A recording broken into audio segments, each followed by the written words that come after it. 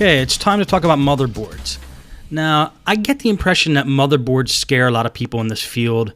You know, people don't want to deal with them or replace them or try to fix them. Or it's a little daunting to try to diagnose a motherboard. It might seem, but what I'm going to tell you is it's pretty easy. There's 4 main symptoms that could go wrong with a motherboard, and they are: 1, the laptop won't power on; 2, components in the laptop are not working, malfunctioning; 3, the computer shuts down randomly; 4, the computer acts abnormally. Now we're going to go through these symptoms one by one. There could be more symptoms, but these are the ones that I found in my experiences. Now, number 1, computer won't power on. You got a laptop that doesn't power on. How can you tell if the motherboard is bad? Well, you just ask yourself, why else wouldn't a computer power on? Number 1, if it's on battery power, the battery's dead or the battery's bad. And number 2, the AC adapter could be bad.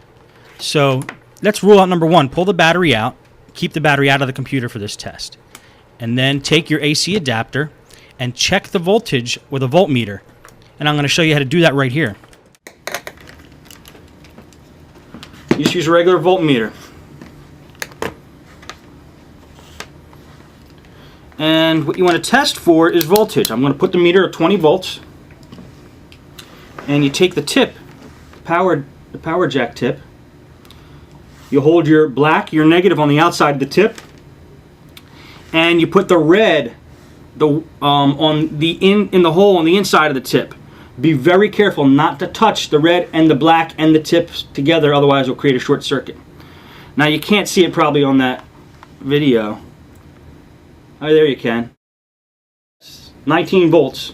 Just about 19 volts. So we know the power adapter works.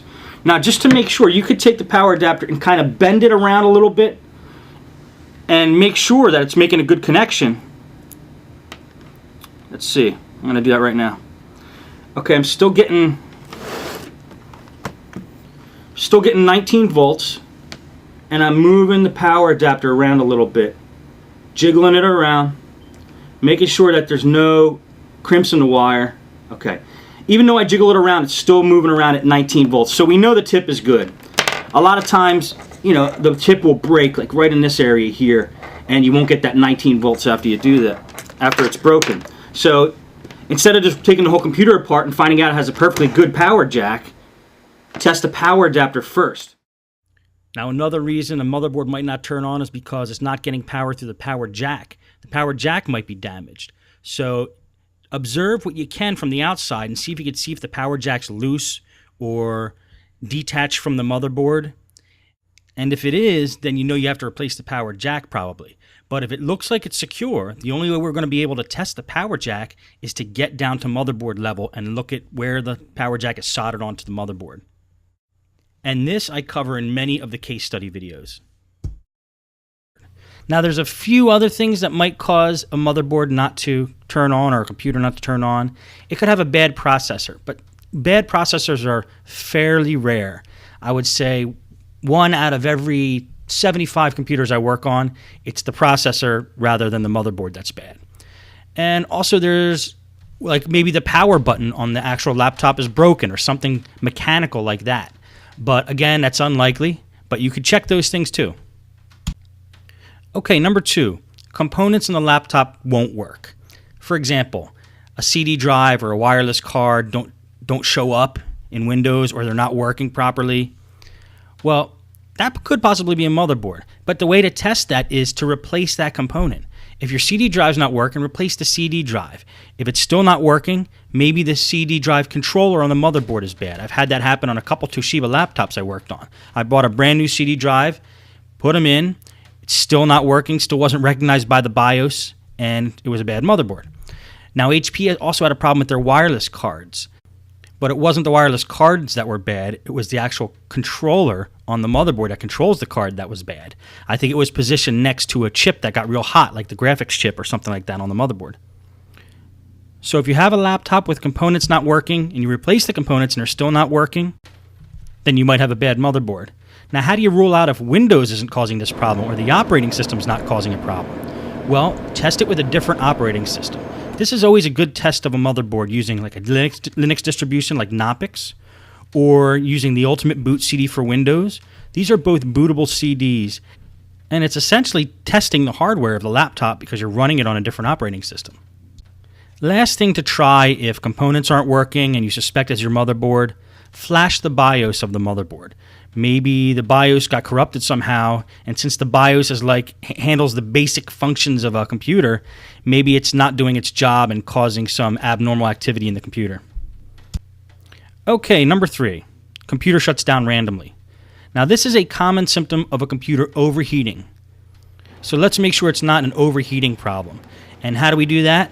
Well, what I do is I take a can of compressed air and I blow it into the laptop in the bottom where the fan is, and also in the heat sink on the side of the computer. If you do this, you might see clouds of dust come out, and that's a good thing, but you want to make sure you get all the chunks out of the laptop before you turn it back on, because those chunks of dust that might still be stuck in there might cause the fan blades to actually stick. I go over this in the case study videos, and several of them. Watch how I do that there, and you can see in action, cleaning out a laptop and getting all the dust out of it. Now, once you get the dust out of a laptop and you're sure that the fan is spinning and the airways are clean, if the computer keeps shutting down after this, you can be pretty certain that it's not the CPU overheating that's causing the problem, but a problem with the motherboard. I've had systems where I opened them up, I made sure all the airways were clean, I made sure that the heatsink was making a good connection with the processor, put it all back together, and the computer still powered down. It turned out it was a bad motherboard. Okay, number 4, the computer acts abnormally. It blue screens, things aren't working the way they're supposed to, it doesn't boot up every time, it doesn't boot up at all sometimes. Now first I want to make sure it's not Windows that's causing a problem, so again, we're not going to deal too much with the software side, so do all your Windows fixes and make sure that Windows isn't causing a problem. Or, like I said before, just run Knoppix, which is a great Linux distribution, the Ultimate Boot CD for Windows, which is also great, and then you'll know Windows isn't the thing that's causing the problem. Then, if you're still having problems with the computer acting abnormally, start taking out components one by one. Take the hard drive out. You could do that if you're running it from a live Linux distribution. Take the RAM out. Replace the RAM, maybe with a stick of RAM that you know is good that you have around in the shop. Take the wireless card out. Take the CD drive out.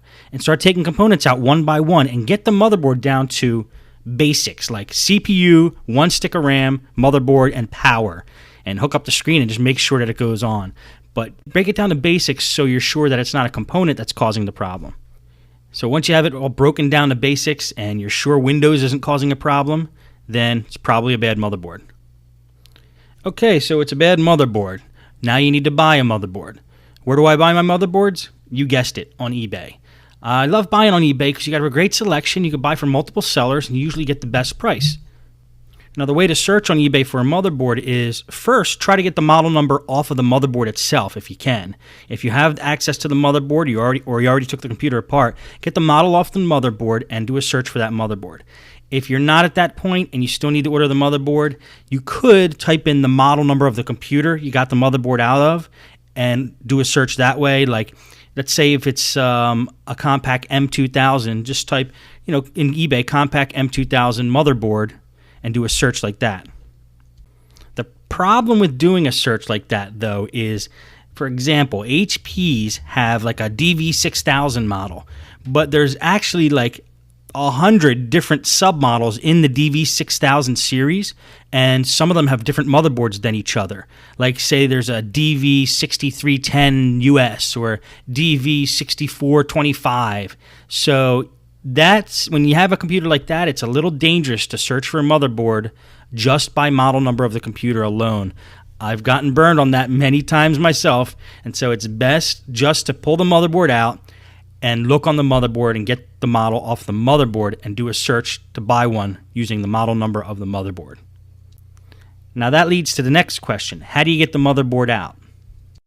Well, that's what all the case study videos show you. A lot of them involve bringing the laptop down the motherboard level when we're doing a repair. But before you watch the case study videos, make sure you watch the video on how to take a laptop apart, get the basics, then watch the case study videos, and then you can attempt it yourself.